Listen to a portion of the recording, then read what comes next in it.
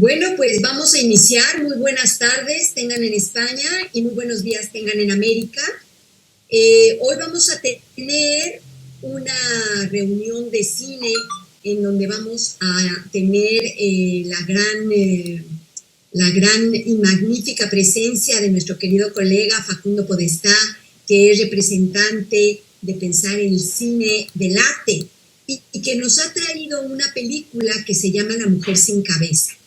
Para la inauguración me gustaría decir que también le pusieron como título La Mujer Rubia, y también quisiera darles a todos la oportunidad de leer lo que Facundo Podestá escribió en la newsletter de septiembre, que la hemos colgado en el Facebook y en diferentes lugares de las redes sociales, en donde él nos decía, si yo entendí bien, que esta película estaba inspirada en un sueño de la directora.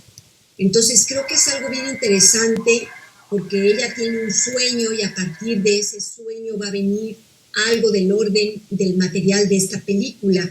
La directora es Lucrecia Martel y la película es del 2008. También nos dice allí en ese texto Facundo Podestá que la protagonista de la película murió en marzo, porque me parece una actriz estupenda, yo no la conocía. Ella va a hacer el papel de Verónica y yo lo que puedo decir pues es que lo que vamos a tener en la película desde el principio, que por lo tanto no es un spoiler, es que ella va en un coche y de pronto, por perder la concentración, como le pasa a mucha gente por ver el móvil, de pronto ella siente que ha atropellado algo. Y después de que ya lo atropelló, se queda allí como con esa idea y no quiere regresar, digamos, a ver qué es lo que ha atropellado. Entonces, se queda con la idea de si ha atropellado a una persona o qué cosa ha atropellado. Y básicamente la película va a girar alrededor de esta idea de la protagonista que se va con esa especie de desazón interno de no poder tener la certeza porque no tuvo ella el valor de ir a ver qué atropelló. Ella detiene el coche, se baja del coche, pero nunca va a ver qué es lo que atropelló. Entonces, lo que en muchos foros hay en relación, digamos, a la crítica de la película, es que se trata como de tratar de investigar la negación, algo del orden de la negación, porque ella, al no tener la certeza de lo que ha atropellado, ella va a empezar a entrar en ese mecanismo que llamamos la negación. Y cuando por fin ella se lo comenta a su marido, el marido va a empezar a cubrir esta falta, como a no querer verlo. Entonces también va a entrar en la negación, porque el marido le dice, no pasa nada. La lleva en el coche para que recorran nuevamente la carretera y le dice, seguramente atropellaste a un perro.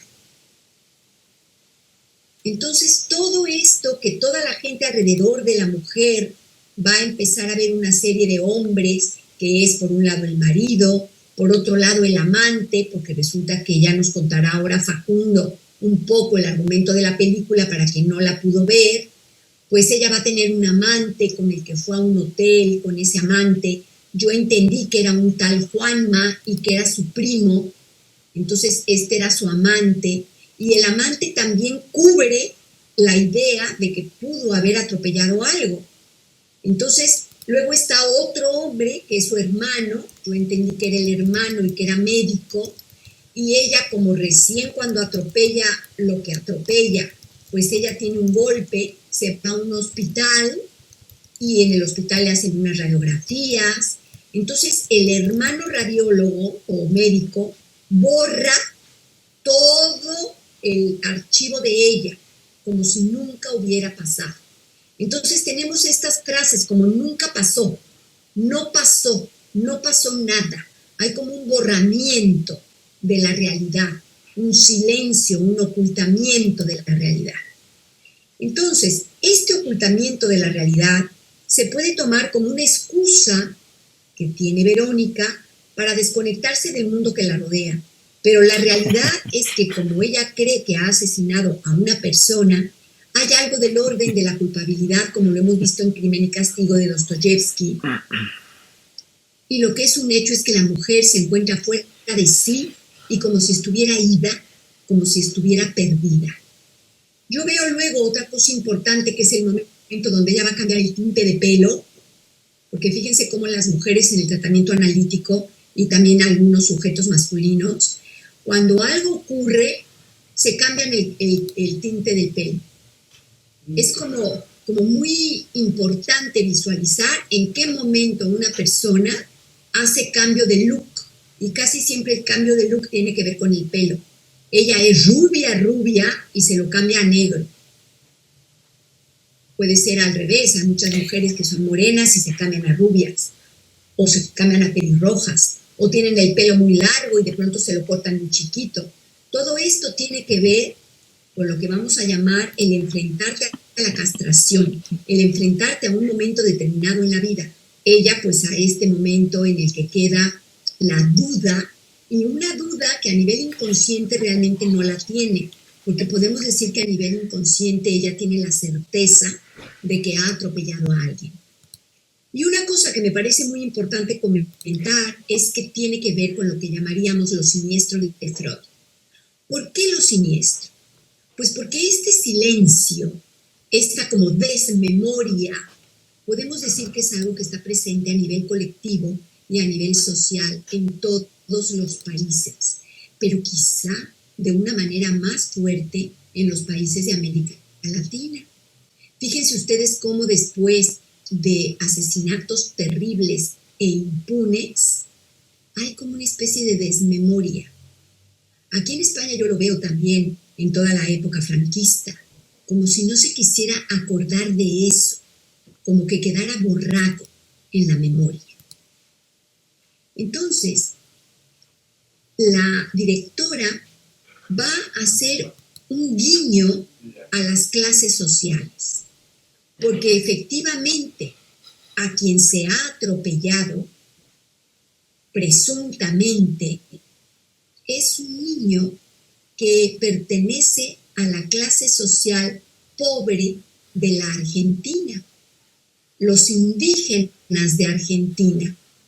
Importante comprender esto porque fíjense ustedes que yo noto una diferencia entre el resto de los países latinoamericanos y Argentina, porque parece como si en Argentina no hubiera tanta mezcla entre blancos e indígenas. Tenemos una población de gente blanca en Argentina, como más europeos.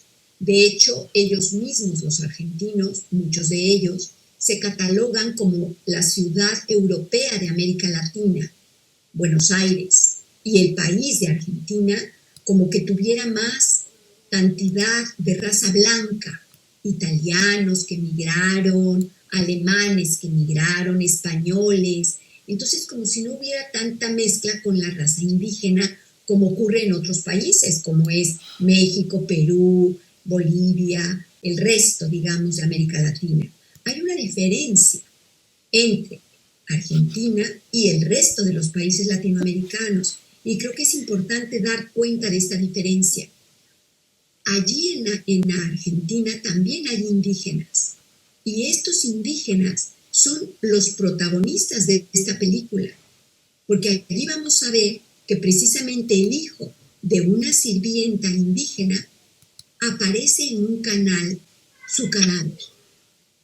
Y allí es en donde no sabemos si ese fue el atropello de esta Verónica a este niño indígena o si lo que atropelló fue un perro.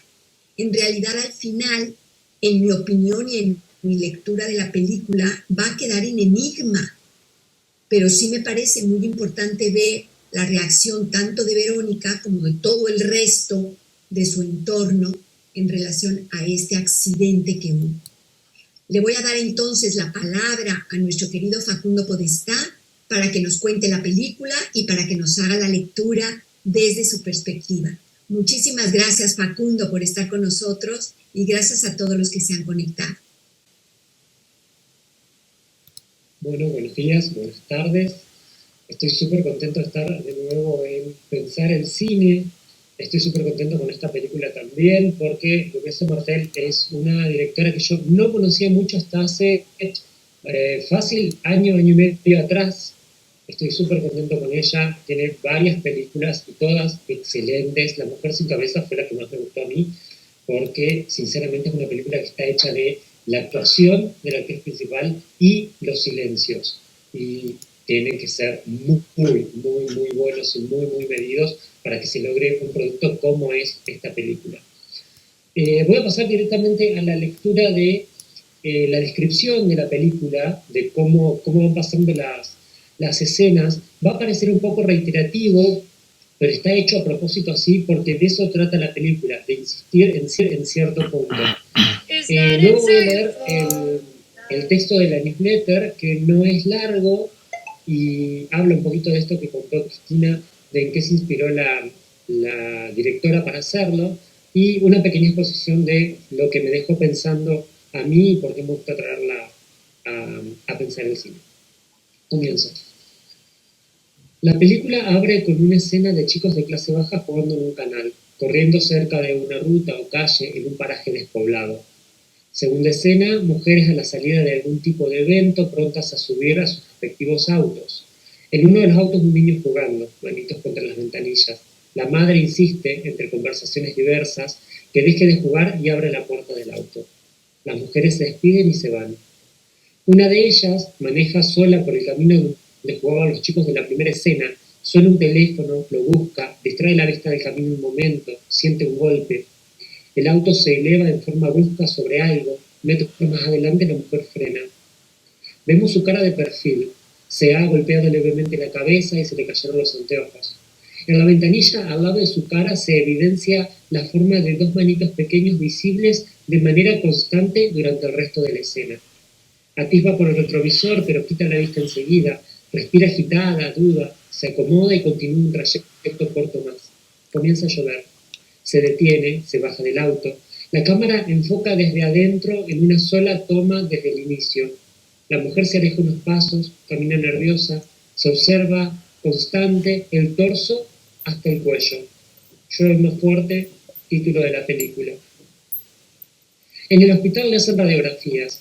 Mientras espera, una mujer le dice que no se duerma. Al momento de registrarse, llena la ficha con el nombre de la enfermera y se evidencia que todos en alguna medida ya la conocen y se conocen. Mientras la enfermera busca otra ficha, la mujer se va del hospital. Se hospeda en un hotel. La lluvia es constante y fuerte. Ella duerme. Se levanta, se dirige al comedor y se sienta en plena oscuridad, haciendo caso omiso a los comentarios del personal del hotel. Le ofrecen algo de comer, prefiere un té, llega más gente, se encienden las luces. Entre quienes acaban de llegar se encuentra su primo, que le hace algunas preguntas habituales y sin alarma que ella no responde. La acompaña a la habitación y antes de que él se retire, ella toma la iniciativa y comienzan a besarse. Ella ríe en forma nerviosa sin hablar. Finalmente él la acerca a su casa y ante la pregunta, ¿te dejo a mitad de cuadra o a la puerta? Ella responde que sí. Por la mañana llega su marido y baja del auto un pequeño ciervo muerto que deja en la cocina. Ella lo escucha, baja las escaleras hasta el descanso. Cuando él la ve y la saluda, ella corre, se encierra en el baño, abre la ducha y se mete con ropa y todo, mientras él le habla desde afuera. Acto seguido bajan juntos de la habitación a la cocina, él le cuenta cosas, le pide café, ella no reacciona en ningún momento. Este es el momento más evidente en que ella se ve ida. Se supone que vaya a trabajar, el marido se va antes. El personal doméstico le pide un taxi, todos se mueven a su alrededor acomodándole la vida prácticamente y ella se deja hacer, casi por inercia se diría. Llega al consultorio, se sienta en la sala de espera, la secretaria le avisa que pase al consultorio que lo están esperando. Ella es la médica odontóloga, no un paciente. La ayudante le pone la bata, ella intenta hacer algo pero se excusa y avisa que debe retirarse porque no está bien. Dice que se siente descompuesta, sin evidenciarlo. Vuelve al hospital a buscar el auto y se pone a buscarlo como si no lo identificara. Se encuentra en el estacionamiento con su hermano. En la casa del hermano, la sensación constante es de que el tiempo pasa a su alrededor y ella está quieta, como si hubiera sido mucho tiempo, el sol hubiera cambiado de posición, pero no, es solo un momento. La cuñada le pregunta qué le pasó al auto y ella, ahora sí, y por primera vez enuncia fuerte y claro, se me cruzó un perro. Hasta este momento, y en la escena siguiente en particular, se evidencia la pronunciada diferencia de clases socioeconómicas. Tienen una tía, creo, que está postrada y está mirando un video de casamiento donde nombran a algunos políticos y cuentan que son todos parientes, sumado a que ella es odontóloga, su primo y su hermano médicos, y que además tiene una hija estudiando en otra provincia. Acto seguido, con su cuñada van a una práctica de fútbol. Se siente un golpe en un alambrado, ladra un perro, la cámara enfoca a un muchacho tirado a la cancha. Ella se dirige al baño y abre la canilla, pero no sale agua. Un empleado de limpieza le dice que le va a conseguir y ella finalmente, por primera vez, llora. Solo un momento, desconsolada, y se abraza al empleado. Él la ayuda a mojarse apenas la nuca y ella se calma. Recupera la entereza y se despide con un buenas tardes, muy distante. Acto seguido está con su marido en un supermercado y de pronto ella le dice, maté a alguien en la ruta. Él mira a su alrededor y salen en plena oscuridad hacia el lugar del accidente. Ven un perro muerto y el marido le insiste que fue eso, que no pasó nada. Ella le dice, atropellé a alguien. En la casa llaman al primo, que llega casi excusándose y confundido hasta que le dicen que está ahí porque Vero cree que mató a alguien. Y al parecer él en su trabajo tiene contactos que le pueden permitir saber si realmente fue una persona, si hubo algún informe de la policía o el hospital. Hace un par de llamadas y les dice finalmente que no hubo nada. A la mañana siguiente ella parece más tranquila, un poco, normalizada. Sin embargo, volviendo de un vivero donde compran macetas y donde acaba de escuchar que el empleadito no ha aparecido, cruzan cerca del canal y los bomberos están trabajando. Comentan que un animal o algún ahogado ha tapado el canal y están tratando de sacarlo. Desde este punto en más, confirmado el homicidio, la película evidenciará momentos dentro del círculo masculino que han borrado registros, pruebas, arreglado el auto, todas sus espaldas, acomodando las piezas para que nada la pueda vincular al hecho. El texto de la newsletter de septiembre dice lo siguiente. Esto es prácticamente un desgrabado de una entrevista que le hicieron a Lucrecia Martel. La mujer sin cabeza es una película del 2008 escrita y dirigida por Lucrecia Martel. Si bien es una coproducción Argentina, España, Francia e Italia, fue rodada íntegramente en la provincia de Salta, Argentina. La actriz principal, María Oneto, falleció el pasado 2 de marzo. Lucrecia Martel fue aclamada en 2001 por su película La Ciénaga, que la estableció como referente del nuevo cine argentino. Hay dos puntos muy fuertes que sientan base para la inspiración de Martel en el momento de crear el guión de esta película. Uno, el sueño. A sus 20 y tantos años, luego de filmar un corto, Lucrecia Martel sueña que está en su casa hablando con uno de los actores principales del corto y pensando a la vez lo bien que el actor ha hecho su trabajo. De fondo se escuchan voces en un televisor y se atisba un bate de béisbol. Lo siguiente en el sueño, la casa se encuentra impoluta, pero en la bañera hay una cabeza quemada. Lucrecia Martel se da cuenta que, de alguna forma, ha matado al actor y no ha podido deshacerse de la cabeza. En ese momento, ella debe irse de su casa, pero recuerda que su padre viene a visitarla, por lo que esconde la cabeza en una alacena de la cocina. Acto seguido vuelve a su casa, su padre se ha ido y ha dejado la siguiente nota. Qué lástima que no pudimos vernos. Yo me tuve que ir, te dejo un beso. Postdata, te arreglé el placar de la cocina. Lucrecia revisa ese placar y ve que hay muy bien disimulado un doble fondo donde queda escondida la cabeza. 2. Los accidentes. Argentina, década del 90. La gente pensaba estar en el primer mundo. Gente con dinero compraba camionetas que no necesitaba, no tenían campos y que no eran aptas para la ciudad. Esto trajo como consecuencia accidentes tras los cuales las víctimas eran abandonadas. El caso en que se centra Martel es el de una chica de 17 años que se da la fuga dejando a un adolescente herido que posteriormente muere. Sumado a esta tragedia, los padres de la chica toman una decisión aún peor, esconder la camioneta y ocultar el crimen. Ante la idea de los problemas legales que estos hechos traen como consecuencia, y debido a que las víctimas eran usualmente de clase baja, surge el dicho, lo vas a tener que pagar por bueno. Con este background, en el año 2022, la película que trabajamos hoy, queda en el puesto número 24 de las 100 mejores películas del cine argentino. Martel, a mi entender, finaliza su exposición en esa entrevista con la frase: en la culpa uno sufre pasivamente y no hace nada, pero la responsabilidad obliga a la acción. La película es una aproximación a ese mecanismo sumamente liberador para una sociedad, que es la responsabilidad. Para finalizar la exposición me quedo con lo siguiente. En Verónica hay algo que se rompe, podemos pensar en la cadena del lenguaje, en un significante que falta y no permite ya acceder a ningún registro. Ante este hecho, que sabemos cómo sucede, nosotros como espectadores, ella está indefensa. A la vez, la información a la que puede acceder, y digo puede, no porque no haya más, sino porque ella va a resignificar su entorno tratando de buscar algo que la ancle, que la una. En este sentido, la metáfora de una cadena cobra especial significado y es a la vez polisémica. O sea, ella va a elegir de su entorno los elementos que le sirven para ordenar la realidad. Por eso la escena de la presa en el baño del hospital es significativa. Por eso huye del marido cuando la nombra, o de su nombre. Y por eso mismo intenta actuar físicamente como se le dice. O sea, intenta cumplir órdenes, que es lo que puede. No logra volver a su cotidianidad porque no sabe ya cuál es. Verónica está al borde del delirio. Con eso termino la descripción. Espero que se haya entendido. Y bueno, quedo abierto a preguntas y a ver la interpretación de cada uno.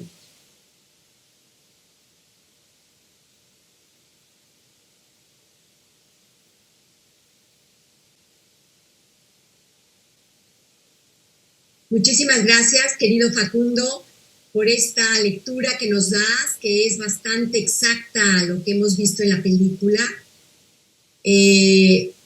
Bueno, decirles que la lectura que yo hice es bastante similar a la que ha hecho él, un poco para los que se conectaron un poquito después de la inauguración, pues comentarles que hay algo del orden de lo siniestro desde Freud en relación a este vínculo con la película, sobre todo al hablar Freud de la parte en donde no se dice, no queda dicho, sino que hay algo del silencio. Entonces yo lo que vi, no sé si tú, Facundo, lo ves igual, esta especie como de complicidad en todas las personas que están alrededor de ella. Entonces vemos un poco como que ella es una chica, vamos a decir, clase media, porque tampoco es que ellos se les note gente muy poderosa o muy rica, es gente clase media que tienen un poco más de dinero, vamos a decir, que otras personas, como serían los indígenas a los que estábamos haciendo alusión, y ellos, que son una clase media, burgueses, vamos a decir, pues entonces están como en esa complicidad entre todos, de que en caso de que ella hubiera atropellado a alguien, no se diga, que no salga a la luz. Entonces, uno de los hombres va a arreglar el coche, porque el coche queda averiado, entonces van y lo arreglan. Es como, aquí no pasó nada. En caso de que hubiera habido algo del orden legal, donde llegara la policía, digamos, a ver qué pasó, pues el coche ya está arreglado, ya no hay pruebas. Es como que las pruebas se borran. Ella estuvo en un hotel con su amante, Juanma, y ya no hay registro de que ella fue al hotel. Ella estuvo en un hospital donde le hicieron unas radiografías y el hermano médico borra el archivo de ella del hospital. Entonces es como que todos los pasos que pudieran vincularla a ella, en el caso hipotético de que surgiera, imagínense ustedes, un Poirot. Entonces sale el detective Poirot de Agatha Christie para tratar de dilucidar el asesinato, en el caso de que hubiera habido una investigación abierta del cuerpo del niño que sale en el canal y que se hubiera pensado que fue atropellado. Pues todas las pruebas en las que Verónica está involucrada se han borrado. Entonces hay una complicidad de toda esta gente alrededor de Verónica en borrar las pruebas. Entonces, ven, hay un borramiento de la historia. Creo que es muy importante visualizar eso del orden del borramiento, como la desmemoria, algo que va a impedir que las personas se puedan responsabilizar de algún acto violento y entonces va a haber impunidad. A mí me hizo pensar un poco en este eslogan que surgió en Estados Unidos de Black Lives Not Matter.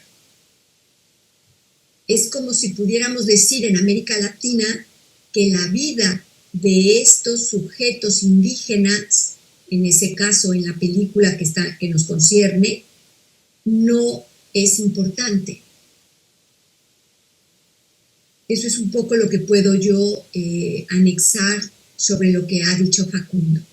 Si alguien quiere hablar, favor de levantar la mano para que le demos la palabra. A ver, Facundo, adelante. Hay algo muy preciso que dijiste vos al principio de la inauguración, que esto de que no se sabe si se atropelló a un perro o si se atropelló a un niño. Como una pequeña digresión, cuando vos decís esta gente es de clase media, que no parece gente súper poderosa, no por el estilo, el problema es que en Salta, que es donde se filmó la película, o en muchos otros lugares, la brecha es habitantes de pueblos originarios extremadamente pobres y lo que sigue son gente burguesa. Entonces, más allá de que no vivan en un castillo, es como si, porque no hay nada entre medio, son dos extremos muy lejanos, ¿no es cierto? Y a esto voy cuando vos decís, no se sabe si se atropelló a un niño o a un perro. Y lo que está diciendo objetivamente la película es, no importa si era un niño de un pueblo originario o si era un perro, porque son lo mismo. A eso es, me parece, la crítica extrema que hace Martel, y por eso también esto que surgía del dicho, lo vas a tener que pagar por bueno, como si no valiera nada realmente, ¿no? Por eso la brecha... lo vas a tener que pagar por bueno. A ver si me lo puedes aclarar un poco, porque yo lo que entendía era por ser buena persona. No, lo vas a tener que pagar como si fuera alguien que valía algo. Los consideran que no tienen ningún tipo de valor, que no sirve para nada, que es lo mismo atropellar un perro que un niño. Entonces te dicen... Pero ¿en qué lo va a pagar? ¿En qué lo vas a tener que pagar? Por eso, si haces la denuncia, si decís yo atropellé a alguien, las consecuencias legales van a ser como si esa persona valiera algo cuando en realidad no lo vale. Es muy despectivo el dicho.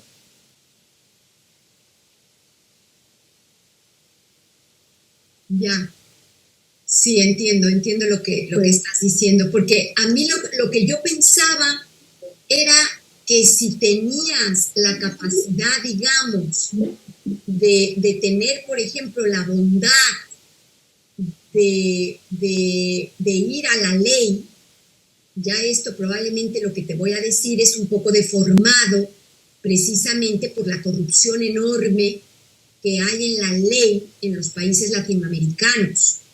Entonces uno piensa, ¿por qué la gente no va a la policía y se declara culpable, vamos a decir, de algún crimen o de algo en los países de América Latina? Entonces, claro, hay que ir caso por caso, pero yo recuerdo un paciente en Perú que me decía que ir a la policía era como ir con los delincuentes mismos, y que si en un momento determinado tú realmente, vamos a imaginar, como realmente no se vio si era perro o era el niño pudo haberse ahogado sin haber sido atropellado por ella. Y ella pudo haber atropellado realmente un perro. Pero imaginemos que ella va a la policía y denuncia que ella cree que asesinó a un niño, pero no tiene certeza. Pues la policía de los países latinoamericanos, lamentablemente, que no son, digamos, muy válidos, sino que hay mucha corrupción, pueden inventar que atropelló al niño para sacarle dinero. Entonces, hay algo allí, independientemente de lo que trata la directora de poner en relieve, que como te digo, para mí era la lectura de las vidas de los negros no importan. Era un poco lo mismo aquí, la vida de los indígenas originarios, de países originarios, no importan. Pero también, por otro lado, está la tristeza de los países latinoamericanos y también de algunos europeos, hay que decirlo, en donde cuando acudes a la policía, en lugar de acudir a alguien que te va supuestamente, presuntamente a salvar, en muchas ocasiones son los que te clavan la daga. Entonces, ahí hay algo que creo que también es importante darle una vuelta, porque yo he tenido pacientes, por ejemplo, de varios países de Latinoamérica que van a denunciar una violación y terminan violadas por la policía. Me hace pensar mucho lo que decís en las 3 muertes de Maricela Escobedo, del caso de injusticia dentro de la justicia. Sin embargo, justamente acá se toma al revés, era el hecho de no pasar por lo engorroso, más allá de la corrupción en las leyes o más allá de la corrupción en el sistema legal, no pasar por ese problema porque era molesto y no valía la pena la vida de la persona que habías matado. A eso refiere el dicho lo vas a tener que pagar por bueno, si vas y haces la denuncia y te haces responsable, va a ser demasiado engorroso y no vale la pena esa vida. A eso va el dicho.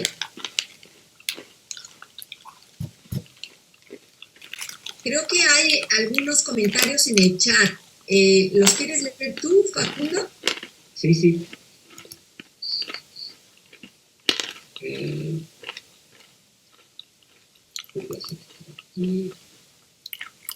Suki, desconozco quién es, me parece que es la primera vez que veo ese nombre, pero dice, al quedarse con la duda y no saber qué fue lo que atropelló, la duda, pero luego tenía sus miedos que se le fueran apareciendo. Por eso pienso que prefirió huir y no saberlo, y luego empezaron sus culpas. No sé, en ese momento yo lo siento como un momento de shock, ¿no es cierto? Ella no sabe qué hacer en ese caso en particular. Es un momento donde las emociones se desconectan, y por eso ponía yo al final de la presentación, ella está al borde del delirio, hay algo que se rompe dentro del lenguaje y me parece que ella no logra un discurso, no logra hilar un discurso sobre inclusive qué es ella misma en ese momento. Y de hecho es la imagen que le da título a la película, es esta escena donde ella se baja del auto, el final de escena donde ella se baja del auto y se ve el torso solamente, empieza a llover, uno conoce la situación, pero la cabeza de ella no está.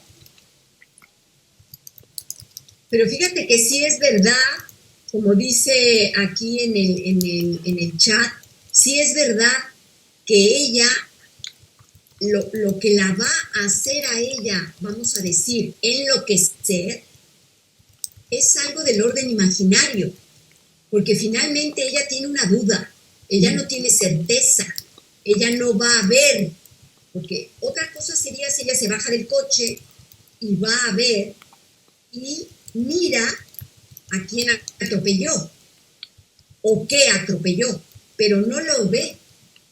Entonces allí, a nivel imaginario, van a venir una serie de lo que llamaríamos en España comerse la cabeza, va a empezar ella a emparanoiarse, a pensar que qué es lo que ella atropelló. Y allí es en donde va a surgir esta culpa, como lo ponen Suki lo pone allí. Pienso que prefirió huir y no saberlo. Y luego ya empezaron sus culpas. Fíjense esta frase qué analítica es. Porque cuántas veces en los consultorios del psicoanalista los pacientes lo que hacen es huir. Huyen.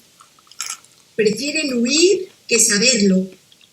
Cuando tocan alguna cosa álgida, vamos a poner la palabra freudiana, algo del orden de lo siniestro, que les es familiar, pero que les es insoportable, muchos analizantes prefieren huir en lugar de quedarse en el tratamiento para saberlo. Prefieren salir huyendo. Y luego se va empeorando por la culpabilidad que cada sujeto va teniendo de acuerdo a algo que podemos decir es del orden del saber ignorado, porque hay algo que ella sabe en la ignorancia. Entonces creo que esta parte que nos recalcan en el chat es súper interesante. Y luego, bueno, tenemos a Carlos López que nos dice: felicidades por la elección del film, me ha gustado la trama que va por encima de la forma, es decir, que tiene más fondo que forma. Lo imaginario, la sensación de haber hecho algo que no sabe, crea una separación de la realidad como la entendemos. Si quieres agregar algo, querido. Hola a todos. Gracias por la oportunidad. Pues nada más felicitarlos por la elección de la película, me pareció muy interesante la forma en cómo el personaje pues se va dando cuenta, ¿no? De que esto que hizo crea algo tan imaginario, ¿no? En su realidad que se empieza a distanciar también de esa misma realidad, como lo decía la doctora. Esa separación como si fueran un sueño, ¿no? Se siente como en soñada. Y eso me parece muy interesante en la forma en cómo lo dirige la directora. Y como les decía, pues es muy importante en esta película el fondo, ¿no? Más que la superficie. Como que tiene mucha cuestión narrativa en la trama. Y eso me parece muy interesante en el cine. Porque actualmente creo que estamos súper saturados de esto de los superhéroes y efectos especiales. Y creo que este tipo de películas son las que como que enriquecen la parte del cine, ¿no? Rompen con esa monotonía que ya nos dan los efectos especiales actualmente, ¿no? Gracias. Gracias a ti, querido Carlos. Muchas gracias por compartir. ¿Alguien más que quisiera compartir?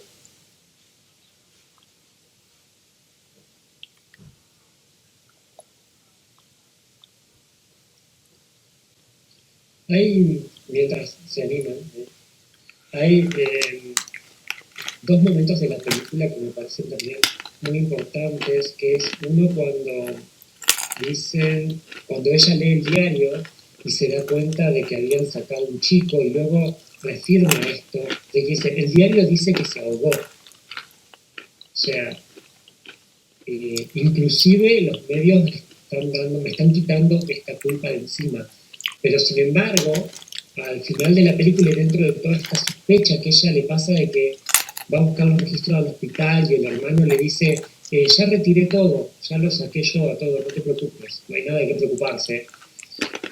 Y luego en el baño del hotel también la cuñada le hace un comentario, no me acuerdo si le dice, sos muy audaz, que se lo hace como porque ella se tiñó el pelo en su casa sola, se cambió el color de pelo abruptamente de rubio a negro prácticamente, y cuando le dice, ¿dónde te lo hiciste? Ella le dice, me lo hice yo sola en casa, y le dice, qué audaz que sos, pero no se lo dice por el pelo, es como si todos en ese entorno supieran que pasó algo y que están trabajando y dando cosas para que eso no se descubra. Entonces ella sale del baño y ante esa duda le dice al empleado que busque el registro de ese fin de semana en el hotel, que la habitación 818 estuvo ocupada, y la chica le dice, no, esa habitación estuvo vacía, no se registró nadie. Y ella recién ahí, con la tranquilidad que le da el entorno, me parece, puede de alguna forma reanudar su realidad. O sea, volver a convencerse, no hacer como que, sino que se convence como de que no pasó nada, ¿no es cierto?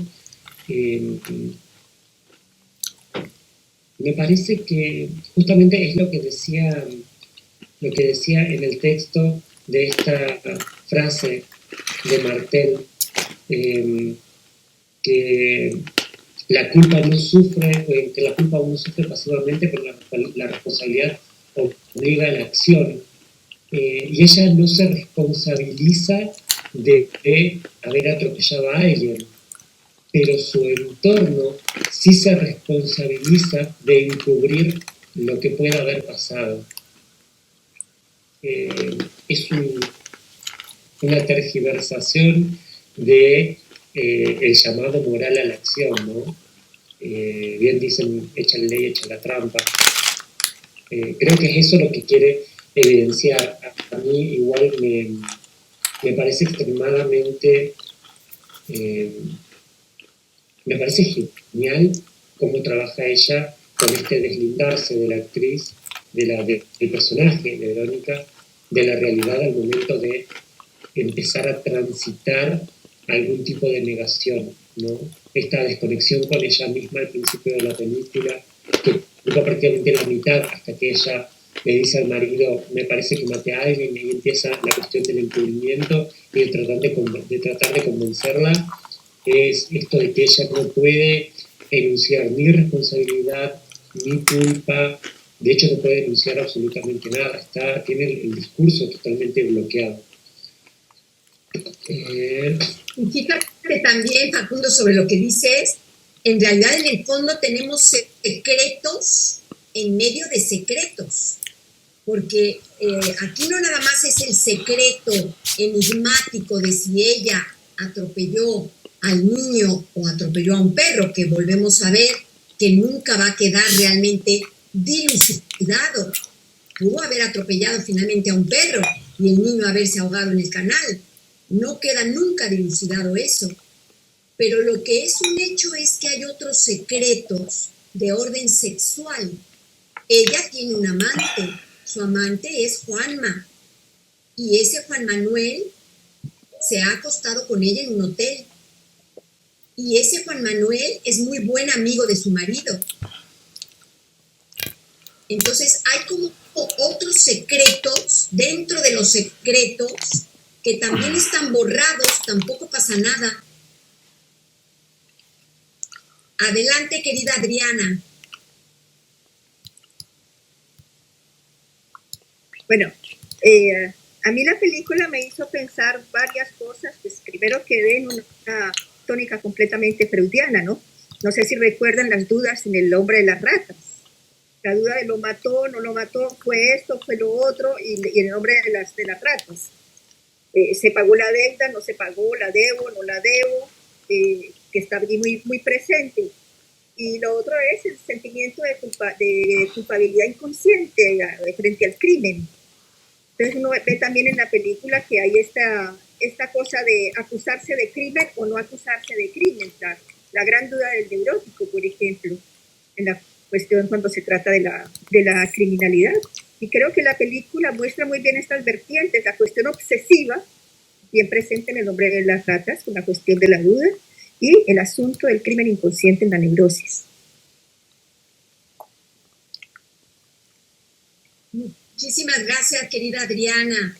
Vamos a darle la palabra a José Luis. Adelante, querido José Luis. ¿Cómo están? Muy buenos días, muy buenas tardes. Me gustó mucho las apreciaciones que tuvieron al principio porque me ha permitido en gran manera reinterpretar la película. Pero yo me pregunto en gran medida por el estado físico y mental de la protagonista, es decir, en gran medida el título nos menciona, no es una mujer sin cabeza, es una persona que ya está en un estado en el que el deterioro por la edad y demás se manifiesta en estos olvidos que tiene. Eh, el llegar al consultorio y aparecer como si fuera un paciente, pero en realidad que ella sea la doctora, o diferentes eventos que se dan en la película. Entonces, a mi parecer es una persona que tiene, a partir de esos problemas, no tiene esta capacidad justamente de reaccionar, de tomar a su rienda esta resolución de la duda de saber si hubiera atropellado o no a una persona. Eso ya le llega a sobrepasar en gran medida por su estado. Entonces yo creo que esto de los secretos, la gente que está a su alrededor tratando de siempre de cubrir algo de ella, es gente que sabe en gran medida o intuye este estado ya de ella, ya en un cierto declive biológico, y hacen cosas para que su vida siga transcurriendo con cierta normalidad, es decir, que ella mantenga esa relación infiel con esta otra persona sin que su esposo se entere, por medio de que se borren las pruebas para esto. De su marido, de tratar de darle la mayor comodidad y que no tenga, por ejemplo, las memorias del accidente por hacer reparar el auto, o todas las personas que siempre están servicialmente buscando ayudarla, la colaboradora que se llama en el consultorio dental, que se encarga de traer las llaves, o la gente que está predispuesta a pedir un taxi. Yo veía eso más que todo una persona que está, como ustedes mencionaban, encerrada en un castillo justamente por toda esta red que se encarga de arreglar y propiciar todos estos cuidados. Y probablemente estas conductas que mencionaban de neurosis y demás, de miedos, sea de este entorno. Es decir, y justamente de ahí vienen estas que se llaman, lo que nosotros tal vez podamos interpretar ahora como una manera de ocultar un supuesto crimen. Era ese comentario que tenía. Muchas gracias por la oportunidad.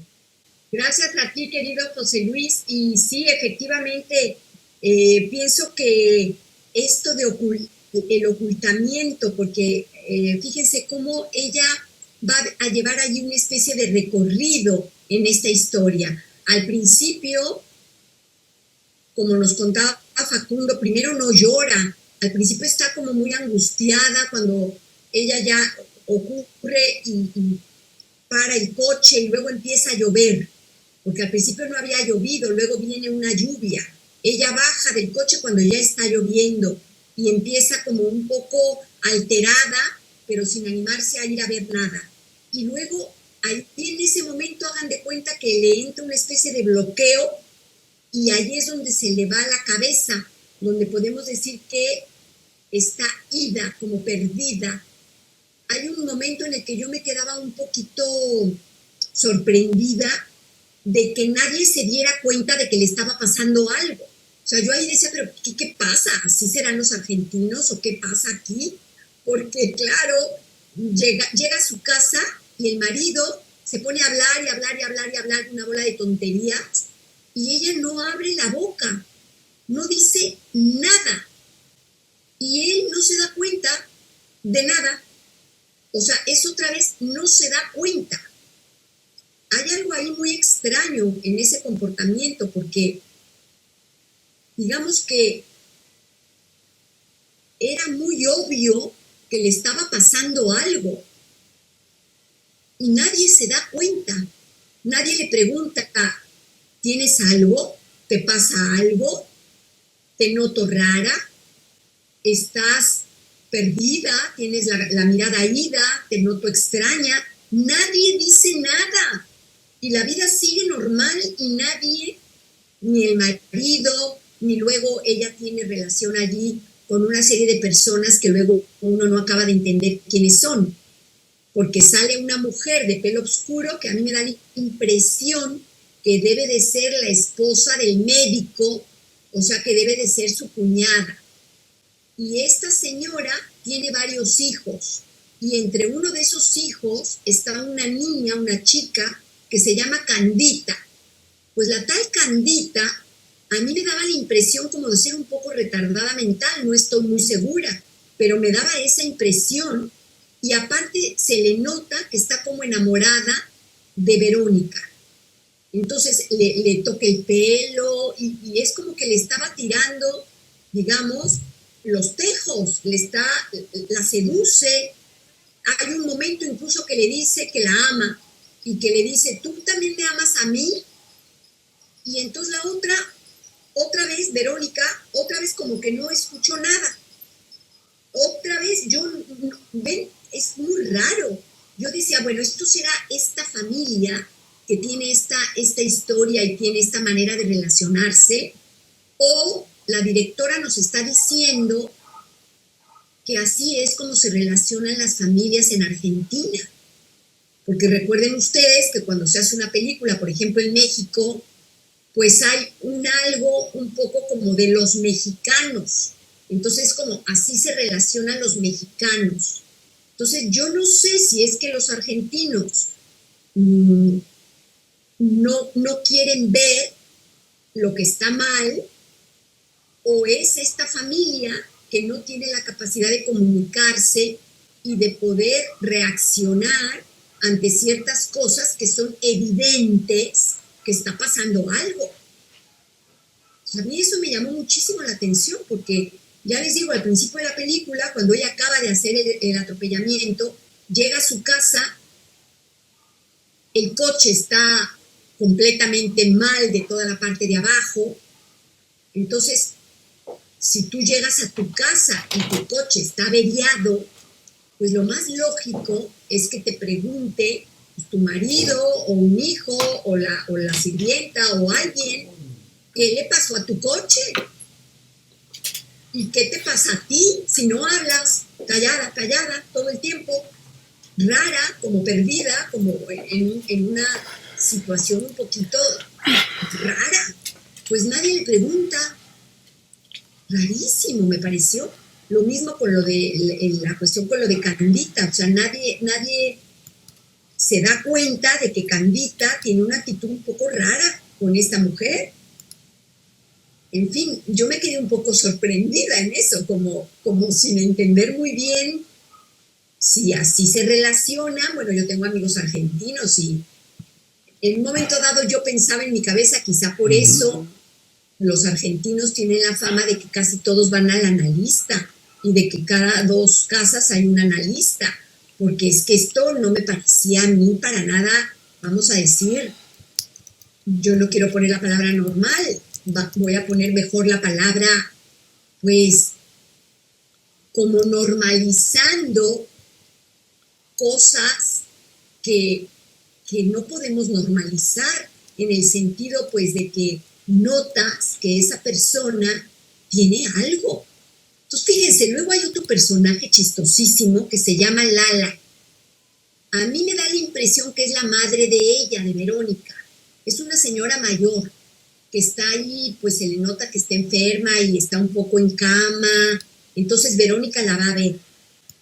Y la Lala es la única que le dice, no reconozco tu voz. El único personaje de toda la película que le dice, a ver, ¿tú quién eres? Yo no reconozco tu voz. O sea, esa persona, si es su madre o no se sabe quién es, yo supongo que es su madre, es la única que se da cuenta que algo le está pasando a Verónica. Todos los demás, pues como diríamos en México, se hacen güeyes. No lo ven, no quieren verlo, no hacen evidente que algo le está pasando a esta mujer. Rarísimo. Y luego al final, pues todo hagan de cuenta que encaja, porque luego ella ya se pone el pelo negro y hay una especie de fiesta, todos se juntan ahí y ya no se le nota a ella rara. Es como si ya pasó, y a seguir la vida. Ya. No sé, me pareció en ese sentido muy, muy extraordinario, poco común. No sé qué nos puede decir Facundo. Bueno, esta situación creo que no es un cuadro del argentino como sí, sino que enmarca a la familia. Vos fíjate que la chica que vos decís, Candita, no solamente que le dice las cartas de amor, se devuelven o se contestan, que se lo dice a ella, o sea que es evidente que ya le escribió una carta, sino que también es evidente que hay una relación con, creo que es la chica que ayuda en la veterinaria o otra chica con la que se encuentra en la habitación, que es la que va en moto constantemente, ¿no? Y sin embargo, toda la familia hace caso omiso a eso, a lo incómodo.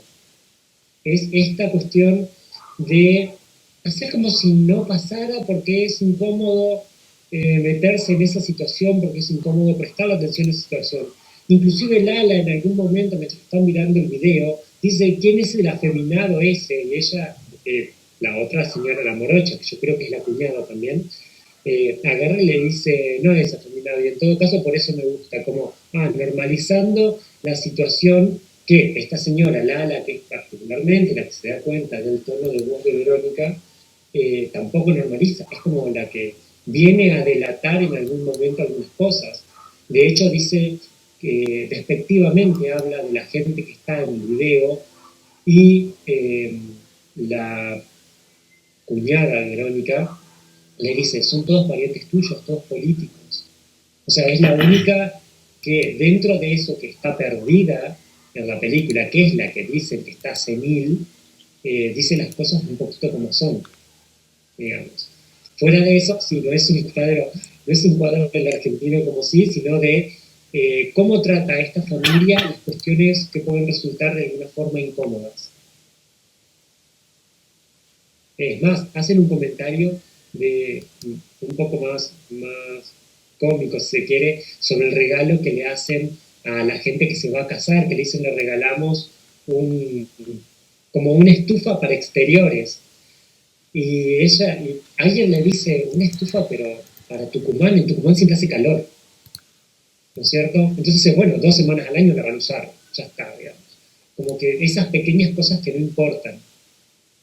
Y de otra cosa es esto de el uso que hacen, que a mí ahí no me sorprendió, por ejemplo, como te puede llegar a sorprender a vos, esto de que el personal de servicio le ordene la vida y ella no les preste atención, porque, repito, hay una brecha muy grande donde eso otro es algo que está al servicio, pero no un ser humano que está al servicio de, ¿no?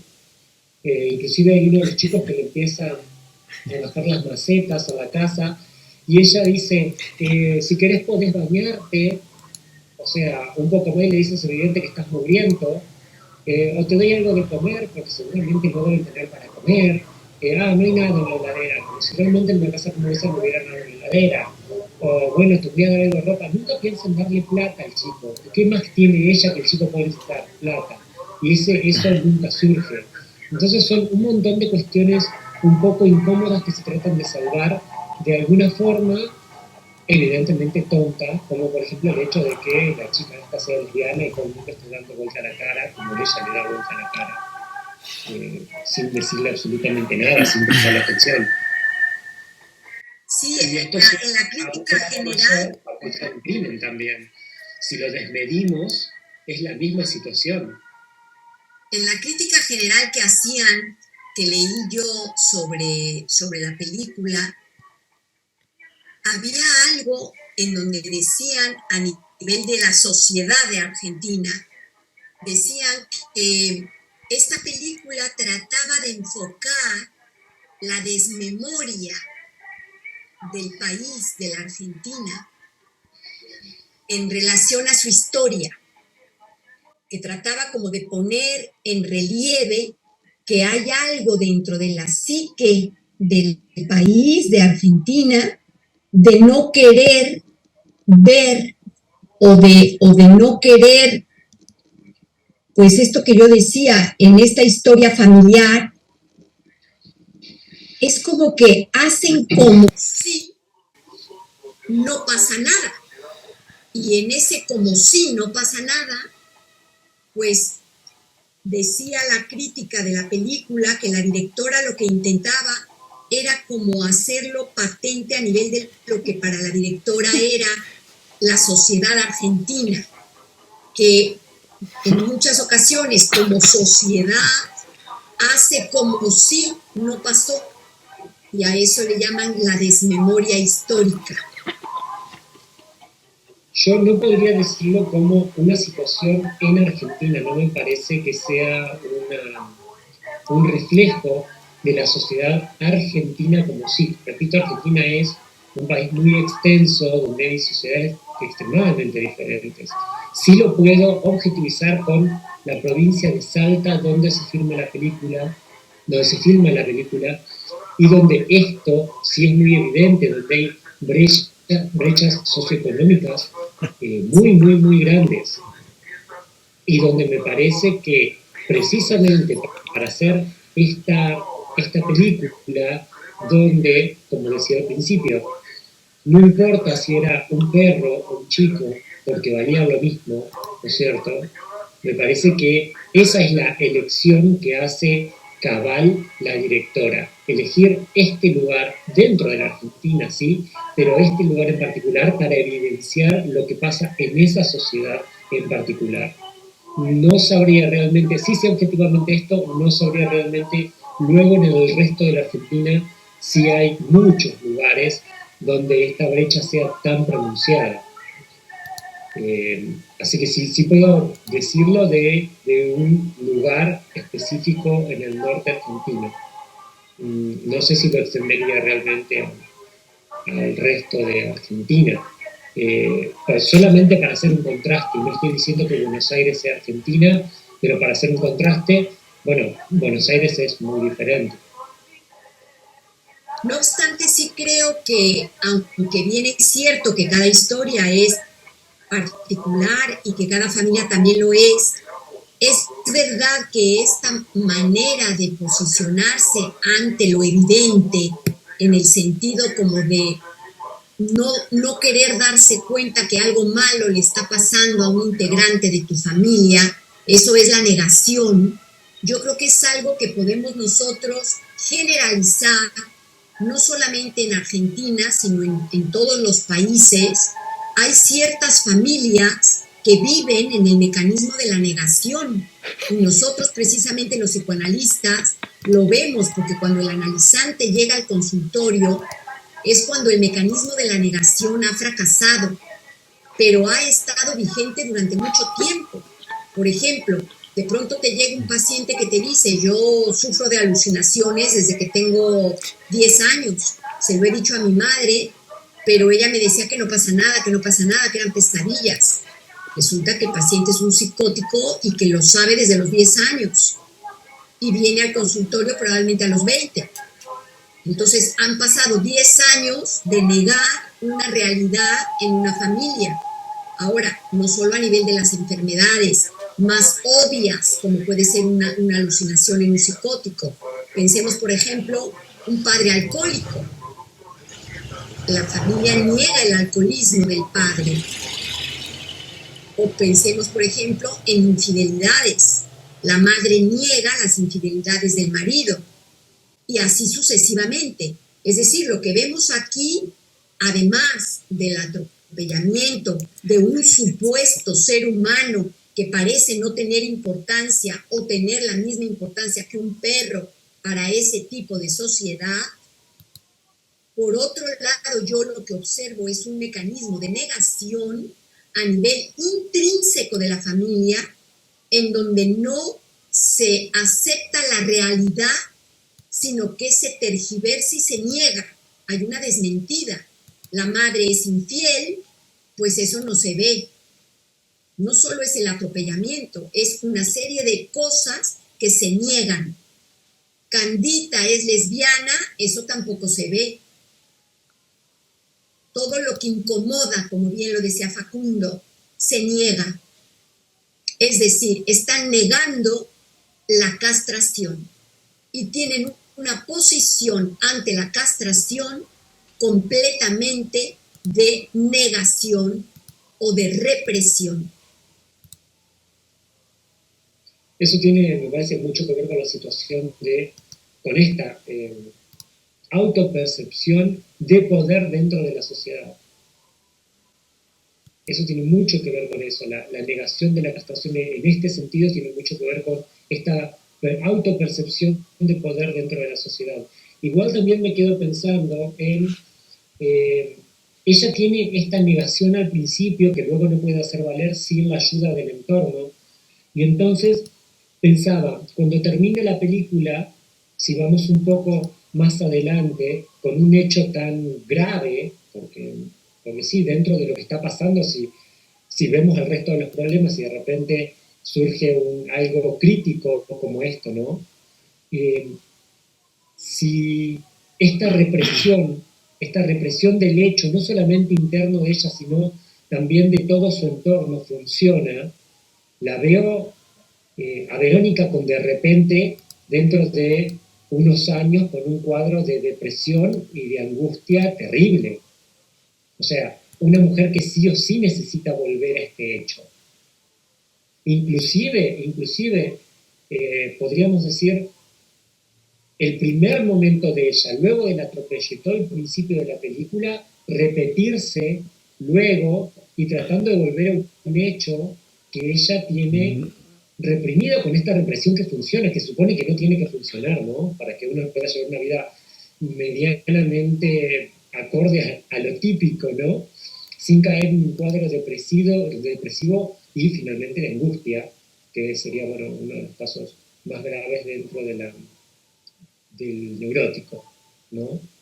Y por otro lado, también tener en cuenta lo que ocurre, pues, en una persona que tiene rasgos neuróticos y de alguna manera se enfrenta a un problema de asesinato, que nos lo hace ver, como decía yo, la novela de Crimen y Castigo de Dostoyevsky, en donde el protagonista no siente ningún tipo de culpabilidad al haber asesinado a la usurera, porque él pensaba que lo merecía.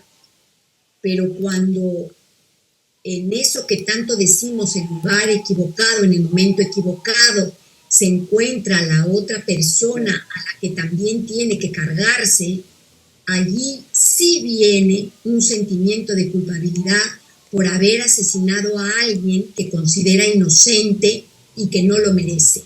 Entonces, ¿cómo tenemos la diferencia de lo que sería la mentalidad de un sujeto neurótico ante un asesinato y de un sujeto neurótico ante otro asesinato? En esto, por ejemplo, hemos tenido la oportunidad constantemente de escuchar a nuestra querida colega Adriana Barona, que tiene mucha experiencia en relación a crímenes y en relación a todo lo que tiene que ver con psicópatas. No es lo mismo, lo estamos viendo, por ejemplo, ahora acá en España hay un caso muy sonado del hijo de un actor que ha asesinado a un hombre colombiano en Tailandia. Seguramente les ha de haber llegado la noticia a nivel internacional porque se sabe por todo el mundo. Resulta de que lo asesinó, luego lo descuartizó y luego se fue deshaciendo del cuerpo en bolsas, en contenedores de basura y en el mar. Actualmente, este muchacho que tiene 29 años está preso en Tailandia y está esperando que le den una condena que bien puede ser la pena de muerte, porque fue un asesinato con premeditación, alevosía y ventaja. Y ahora, conforme con las redes sociales y todo como está la vida ahora, que ya ven ustedes que todo se sabe y sobre todo la prensa amarillista, si se trata del hijo de un actor español muy conocido, pues las noticias todos los días es un circo alrededor de esto. Y se ha descubierto que este chico parece ser supuestamente, era amante del colombiano. El colombiano era un médico, cirujano plástico de unos 40 y tantos años, y este chico tiene 29, y era su amante. Acá le han puesto un nombrecito raro, yachting, que tiene que ver con el yate, y parece que la traducción de yachting es gay por pago. Entonces, el problema es que el hijo del actor español no se consideraba gay y tenía una novia hetero. Y parece ser que este colombiano, se enamoró de él y empezó a amenazarlo con sacar a la luz fotografías íntimas de ellos dos. Da la impresión que eso es el móvil por el que este chico pasó al acto asesino. En todo caso, a la hora que se le tomó la confesión, porque él es un asesino confeso, se vio que no tenía ningún tipo de culpa. Entonces, creo que es importante también tocar el tema de la culpabilidad. Yo veo a esta mujer, Verónica, culpable en un inicio. Tiene dudas y tiene culpa. Y luego, poco a poco, conforme va pasando la historia, parece que la culpa va desapareciendo. Al final, ya no se le nota tan culpable como al principio. Es muy cierto que, como bien lo dice Facundo, esto está abierto, esta herida en su mente. Y aunque aparentemente no se sienta culpable, no se sabe en un futuro cómo le puede pasar factura esto a una mujer que muy probablemente tenga una estructura neurótica y quizás con algunos brotes en un momento determinado de ausencias, que es lo que ella tuvo en un principio. Entonces creo que también para poder hablar de los crímenes tenemos que entrar en la estructura del sujeto, que también es muy particular de cada quien, porque no lo va a vivir igual un neurótico que un perverso o que un psicótico.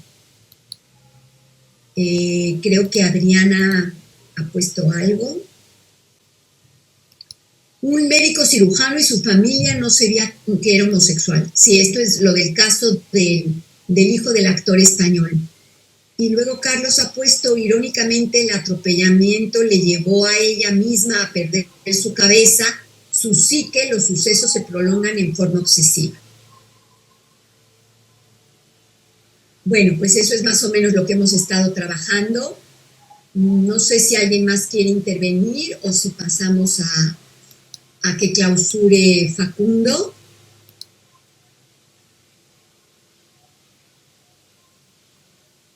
Pues adelante, mi querido Facundo. Bueno, la verdad es que el último comentario va a abrir el cierre de este Pensar el Cine de septiembre. Me quedo súper contento con esto. El pensar desde las estructuras se nos hace imposible, el pensar desde el psicoanálisis se nos hace imposible fuera de imaginarios así. Necesitamos, me parece, para poder salirnos del caso por caso, para poder salirnos y hablar entre nosotros del consultorio, un hilo conductor y una idea y un imaginario de alguien más. Entonces, me parece que eso es lo que suma de pensar el cine y eso es lo que hace rico este espacio. No damos nada por sentado, simplemente hacemos hipótesis alrededor de hipótesis de otras personas y de ideas de otras personas y de inspiraciones de otras personas. Me parece que en ese sentido pensar el cine, así como es el séptimo arte, es lo que el arte tiene para brindar al psicoanálisis. Así que súper contento de estar acá. Muchas gracias a todos los que se sumaron. Muchas gracias, Cristina, por facilitar el espacio siempre, por conseguir el link y estar atenta a las redes. Carlos, porque va a hacer la difusión luego en Zona Psique. Y bueno, muchísimas gracias y nos estaremos viendo pronto, creo, el mes que viene tenemos que pensar el cine nuevo. Pues muchísimas gracias a nuestro querido Facundo Podestá. Recordar que él es el representante de Pensar en Cine, del ATE, que estamos muy orgullosos de tenerlo como representante de este espacio, porque es un espacio que la verdad nos gusta muchísimo, que nos ayuda mucho los sábados para juntarnos, para unirnos, para pensar entre nosotros. Como bien lo dice Jacques Lacan, los artistas son los que enseñan al psicoanálisis. Los artistas ponen de manifiesto la teoría psicoanalítica desde su propio quehacer.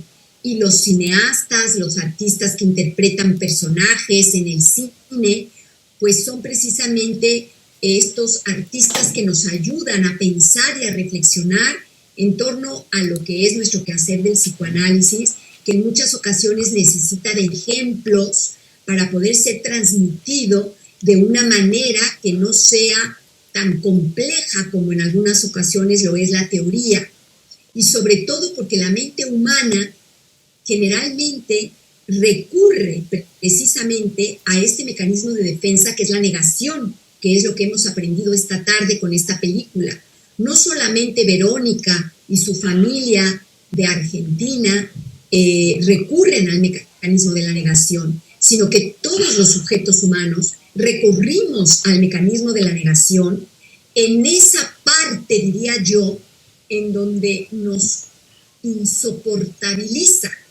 Fíjense ustedes, el martes pasado tuvimos el curso de Ensoñarte y por la noche nosotros hacemos una reunión de estudios en donde nos ponemos a estudiar lecturas de Jacques Lacan directamente del libro.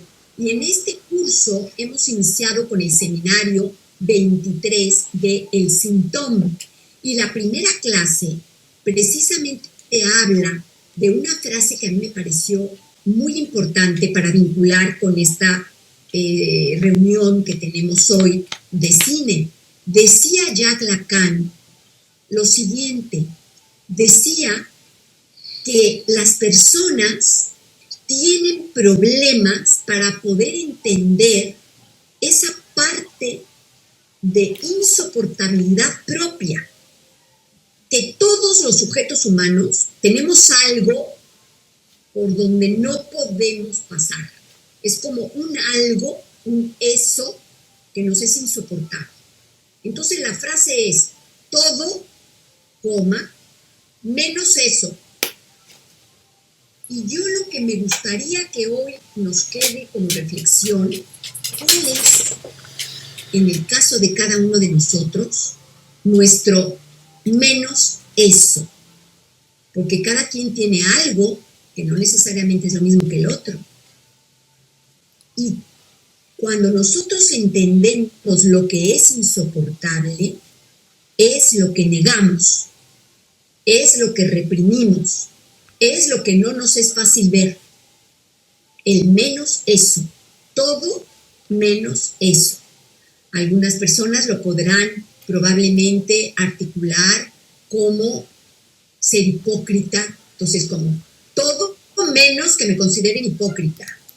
Otras personas pueden, por ejemplo, pensar ladrón, todo menos que me consideren un ladrón, todo menos, y hay algo, y creo que eso es muy importante para la evolución de cada uno de nosotros.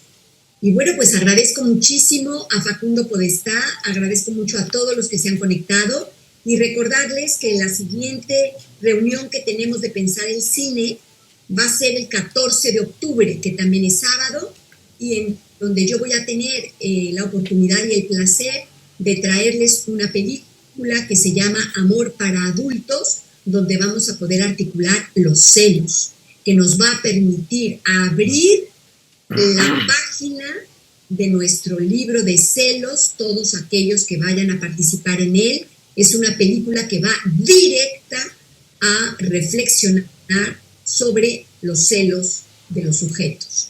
Muchísimas gracias por todo y nos vemos muy pronto. Gracias, querido Facundo. Hasta pronto.